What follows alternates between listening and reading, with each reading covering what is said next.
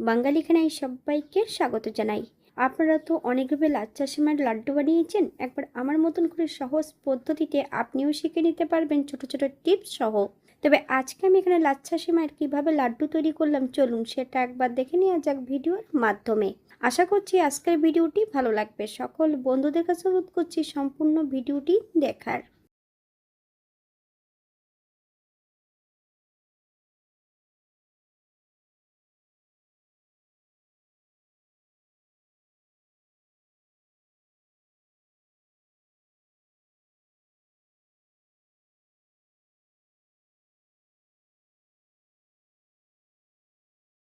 এখানে আমি আগের থেকে বেশ কিছুটা লাচ্ছা সেমাই একটা কড়াইতে নিয়ে নিয়েছি। গ্যাসের ফ্লেমটা লোতে রেখে বেশ কিছু সময় ধরে সেমাইগুলো ভেজে নিতে হবে।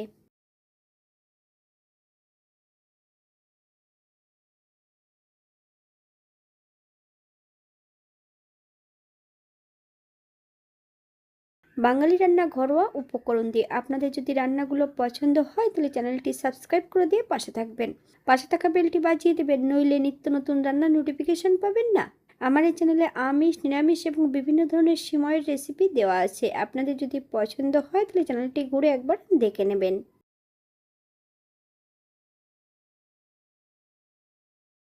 সিমাই ভাজার সময় আমি কিন্তু এখানে কোনো রকমের ঘি বা তেল ব্যবহার করব না। 5 থেকে 7 মিনিটের মতন গ্যাসের ফ্লেমটা লোতে রেখে নেড়েচেড়ে ভেজে নিতে হবে।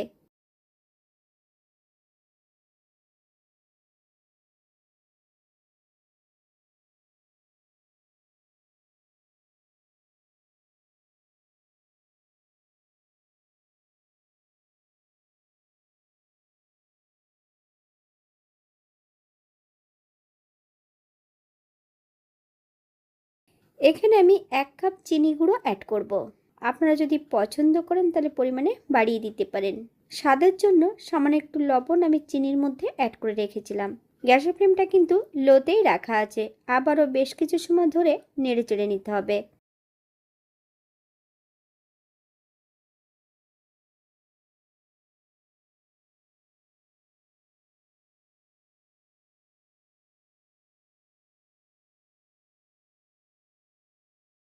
বেশ কিছুটা নারকোল গ্রেট করে নিয়েছি, সম্পূর্ণ নারকোলটা অ্যাড করে দেব। আবারও আমি বেশ কিছু সময় গ্যাসের ফ্লেমটা লোতে রেখে নেড়েচেড়ে মিশিয়ে নেব। আপনারা একবার স্ক্রিনের দিকে ফলো করবেন।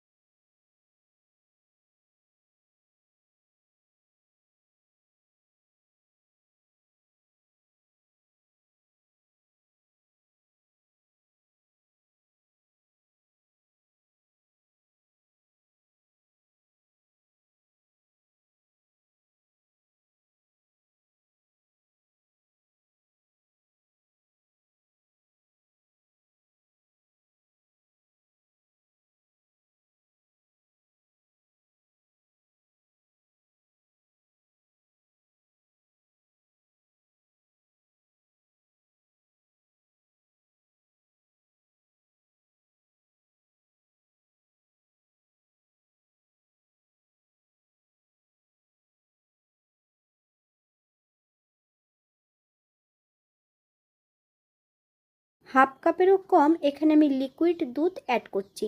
আপনারা দুধের পরিবর্তে জলও অ্যাড করতে পারেন অথবা কনডেন্স মিল্কও অ্যাড করতে পারেন। গ্যাসের ফ্লেমটা লোতে রেখে আবারও বেশ কিছু সময় ধরে নেড়েচেড়ে মিশিয়ে নিতে হবে।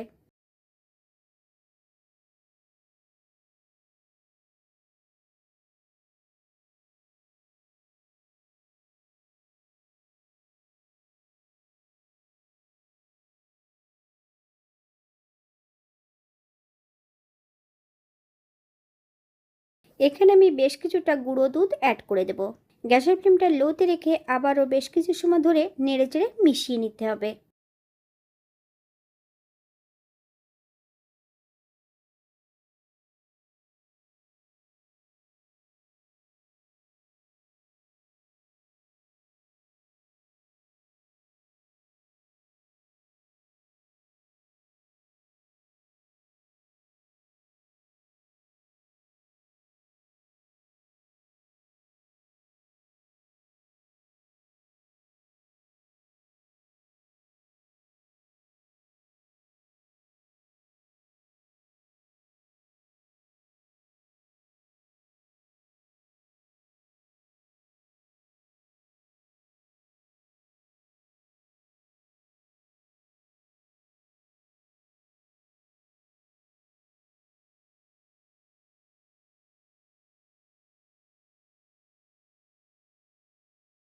এই পর্যায়ে একবার চেক করে নিতে হবে যে হাতের মধ্যে করে একটা মুঠি তৈরি হয় কিনা।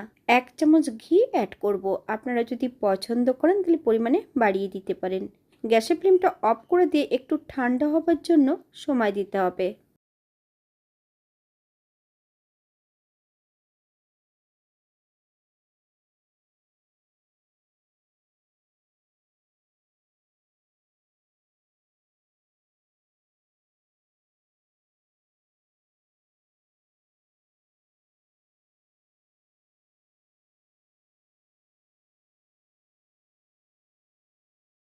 এই পর্যায়ে কিন্তু আমি হালকা ঠান্ডা করে নিয়েছি। অল্প অল্প করে একটা মুঠি তৈরি করে নেব। ঠিক এমনভাবে তৈরি করে নিলেই হবে। আপনারা এর থেকে ছোট বড় মুঠি তৈরি করে নিতে পারেন।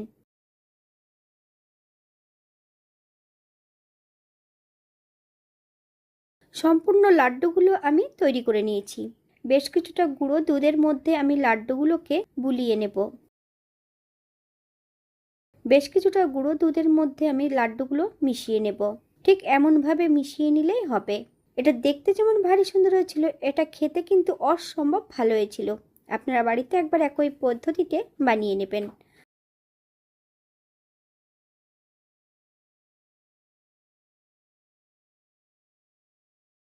এখানে যে আমি উপকরণগুলো অ্যাড করেছি আপনারা এর থেকে কম বেশি করে নিতে পারেন।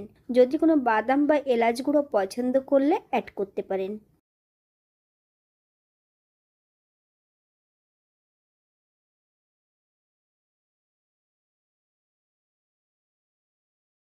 আজকের ভিডিওটি এই পর্যন্ত। সবাই সুস্থ থাকবেন, ভালো থাকবেন। অন্যদিন নতুন রেসিপি নিয়ে আপনাদের সামনে আবার আমি হাজির হব। নতুন ও পুরনো সকল বন্ধুদের অসংখ্য ধন্যবাদ ভিডিওটি দেখার জন্য। হাতে যদি সময় থেকে তাহলে একটা লাইক, কমেন্ট, শেয়ার করবেন।